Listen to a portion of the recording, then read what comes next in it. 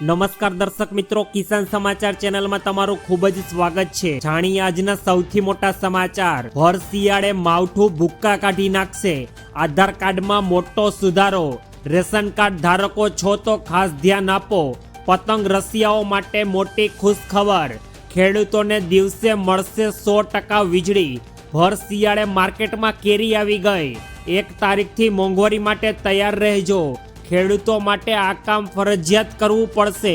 અડધું ગુજરાત ગરીબી લાઇનમાં, ખેડૂતોને સ્માર્ટફોન સહાય યોજના। આ તમામ નાના મોટા અને અગત્યપૂર્ણ સમાચાર જાણીએ તે પહેલા મિત્રો, જો કિસાન સમાચાર ચેનલમાં નવા છો તો ચેનલને જરૂરથી સબસ્ક્રાઇબ કરી વિડીયો લાઈક કરી દેજો। આજના સૌપ્રથમ મહત્વપૂર્ણ સમાચાર વિશે વાત કરીએ તો ગુજરાતવાસીઓ માટે ખૂબ જ મહત્વપૂર્ણ સમાચાર। અત્યારે ભર શિયાળે માવઠામાં ભૂક્કા કાઢી નાખે તેવો વરસાદને લઈને આગાહી કરવામાં આવી છે। આ બધાની વચ્ચે અત્યારે જાણીતા એવા હવામાન નિષ્ણાત આંબાલાલ પટેલનું પણ કહેવું છે કે ગુજરાત રાજ્યમાં 22 ડિસેમ્બરથી 12 ફેબ્રુઆરી સુધી કાતિલ ઠંડી પડશે અને લઘુત્તમ તાપમાન 8 ડિગ્રીથી પણ નીચું વહી જવાનું છે। તો ગુજરાતમાં આવનારા દિવસોમાં કાતિલ અને હાડ થીજવતી ઠંડી પડવાની છે। પરંતુ આ બધાની વચ્ચે નવેમ્બરમાં પશ્ચિમી વિક્ષેપની શક્યતાઓ રહેલી છે અને આ વિક્ષેપને કારણે ન્યૂનતમ મહત્તમ તાપમાન ઘટશે, જ્યારે 22 ડિસેમ્બર દરમિયાન દેશના ઉત્તરીય પ્રદેશોમાં હિમવર્ષા જોવા મળશે। આ વખતે હાડ થીજવતી ઠંડી દેશભરમાં પડવાની પૂરેપૂરી શક્યતા છે અને દિવાળીના સમય દરમિયાન જે અત્યારે ઠંડી પ્રસરી હતી તેવો અત્યારે ફરી એકવાર અહેસાસ લોકોને ફરી એકવાર થવાનો છે। ત્યારબાદના બીજા સૌથી મહત્વપૂર્ણ સમાચાર વિશે વાત કરીએ તો અત્યારે તમામ લોકો ખાસ ધ્યાનથી સાંભળે। આધાર કાર્ડમાં સરકારે કર્યો મોટો સુધારો। આધાર કાર્ડમાં તમારા સરનામાને અપડેટ કરવા માટે હવે તમારે કયા દસ્તાવેજો જોશે તેના વિશે સરકારે જાણકારી આપી દીધી છે।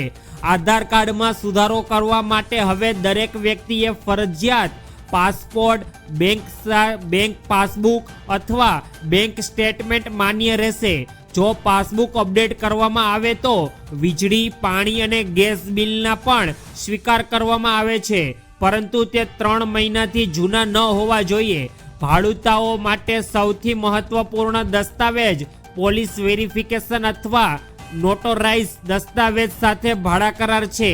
વધુમાં વધુ તમારા સરનામાને અપડેટ કરવા માટે મતદાર ઓળખ અપડેટ કરેલ હોય તેવું રેશન કાર્ડ અથવા ઘર વેરો અત્યારે તમે આધાર કાર્ડમાં સરનામા સુધારવા માટે ઉપયોગ કરી શકો છો।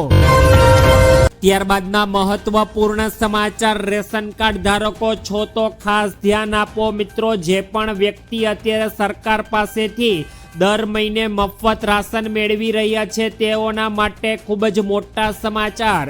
કેન્દ્ર સરકારે રેશન કાર્ડ ધારકોને લઈને અત્યારે તાજેતરમાં નવી ગાઈડલાઈન જાહેર કરી છે, જેમાં કેવાયસી અને રાશનના જથ્થાને લઈને સરકારે અત્યારે તદ્દન નવા નિયમો જાહેર કર્યા, જેમાં દેશના કોઈ પણ રેશન કાર્ડ ધારકે સતત 6 મહિના સુધી જો રાશનનો જથ્થો લીધો નહીં હોય તો તેનું રાશન કાર્ડ સરકાર દ્વારા આપઆપ રદ થઈ જશે। આ સિવાય સરકારે દર 5 વર્ષે કેવાયસી ફરજિયાત કરી દેવાનો આદેશ પણ કર્યો છે।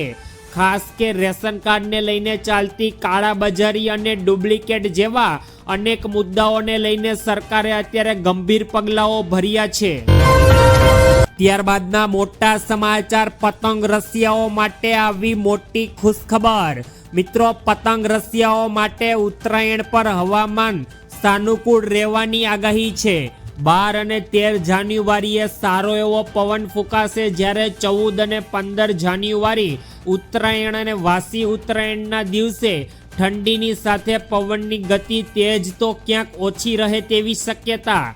એકંદરે પતંગ રસિયાઓ માટે આ વર્ષની પતંગ ઉત્સવ ખૂબ જ સારો અને સરળ રહેવાનો છે। આ દરમિયાન હવામાનમાં પલટો પણ આવશે અને ઠંડી પણ ભારે રહેશે। 17 જાન્યુઆરીએ ઠંડીનું પ્રમાણ ફરી એકવાર ચમકારો બોલાવશે, જ્યારે 19 ફેબ્રુઆરીએ હવામાન ફરી બદલતું જોવા મળી શકે તેમ છે। ત્યારબાદના અગત્યપૂર્ણ સમાચાર, ખેડૂતોને દિવસે મળશે 100% વીજળી। ગુજરાતના મુખ્યમંત્રી શ્રી ભૂપેન્દ્ર પટેલે અત્યારે PM કિસાન સન્માન નિધિ કાર્યક્રમને લઈને મોટી જાહેરાત કરી અને તેમણે સાથે સાથ જણાવી દીધું કે રાજ્યમાં હાલ 98% ખેડૂતો પાસે દિવસે વીજળી પહોંચી રહી છે, જ્યારે સરકાર દ્વારા માર્ચ 2026 સુધીમાં બાકીના 2%ની કામગીરી પણ 100% પૂર્ણ કરી ખેડૂતોને દિવસે 24 કલાક વીજળી પૂરી પાડવામાં આવશે. આથી ખેડૂતોને સિંચાઈમાં મોટી રાહત મળશે અને ખેતી વધુ સમૃદ્ધ બનશે. સરકાર દ્વારા ખેડૂતોને 8 કલાકની વીજળી આપવામાં આવતી હતી, પરંતુ સરકારે અત્યારે ફીડરમાં બદલાવ કરીને અત્યારે દરેક ખેડૂતોને સિંચાઈનો સમય હોવાથી અત્યારે 8 કલાકને બદલે 10 કલાક વીજળી આપવાનો નક્કી કર્યું છે. ત્યારબાદના ખૂબ જ અગત્યપૂર્ણ સમાચાર, ભર શિયાળે માર્કેટમાં આવી ગઈ કેરી.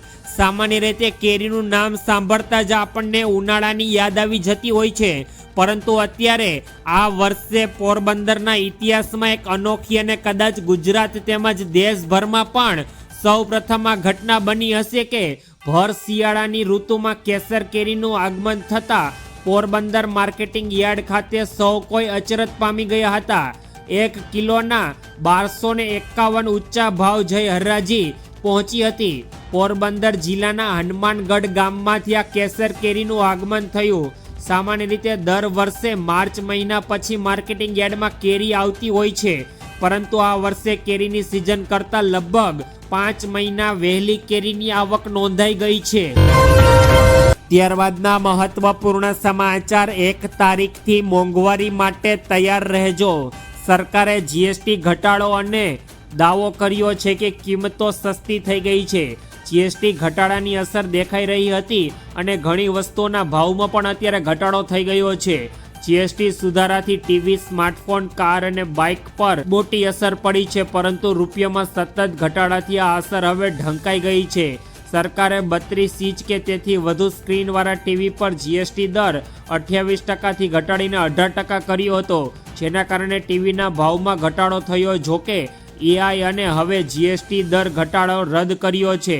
ભારતીય ચલણ પર અત્યારે સતત દબાણ હવે સામાન્ય લોકોને જીવન પર અસર કરી રહ્યું છે.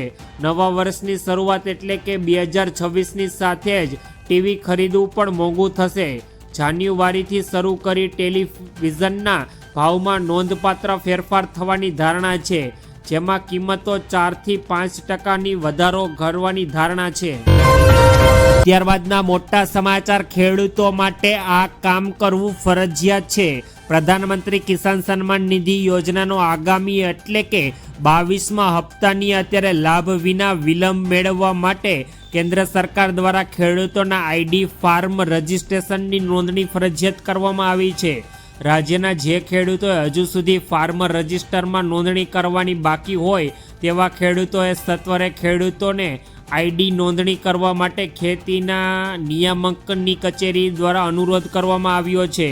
રાજ્યમાં બાકી રહી ગયેલા ખેડૂતો સત્વરે ફાર્મ રજિસ્ટરમાં નોંધણી કરાવી શકે તે માટે અત્યારે ગ્રામીણ કક્ષાએ ઝુંબેશ સ્વરૂપે નોંધણી કરવામાં આવી રહી છે. ખેડૂત લાભાર્થીઓ સત્વરે નોંધણી કરવા માટે ગામના તલાટી કમ મંત્રી અથવા ગ્રામ્ય સેવક શ્રીનો સંપર્ક કરવાનો રહેશે. ત્યારબાદના મહત્વપૂર્ણ સમાચાર, અડધું ગુજરાત ગરીબીની લાઇનમાં. એક બાજુ ગુજરાત ઔદ્યોગિક સહિત અન્ય ક્ષેત્રે આગેકૂચ કરી રહ્યું છે અને ગુજરાતમાં ઔદ્યોગિકરણ વિકસી રહ્યું છે, ત્યારે બીજી બાજુ સમૃદ્ધ ગુજરાતમાં ગરીબી પરિવારોની સંખ્યામાં વધારો થયો છે. સ્થિતિ એ થઈ ગઈ છે કે રાજ્યમાં 3.5 કરોડથી પણ વધુ લોકો વ્યાજબી ભાવની દુકાને મફત અને સસ્તું અનાજ મેળવવા માટે લાઇનમાં રહેવા મજબૂર બન્યા છે. આ પરથી ગુજરાતમાં લોકોની આર્થિક સ્થિતિ કેટલી હદે કથળી ગઈ હશે તેનો અંદાજ લગાવી શકાય તેમ છે. ગરીબીનું દારૂણ ચિત્ર ઉભર્યું છે, તેમ છતાં સત્તાધીશો બણગંગા ફૂંકી રહ્યા છે અને ગુજરાતમાં માથાદીઠ આવકમાં વધારો થયો હોય તેવા ખોટા લાલચો લોકોને બતાવી રહ્યા છે.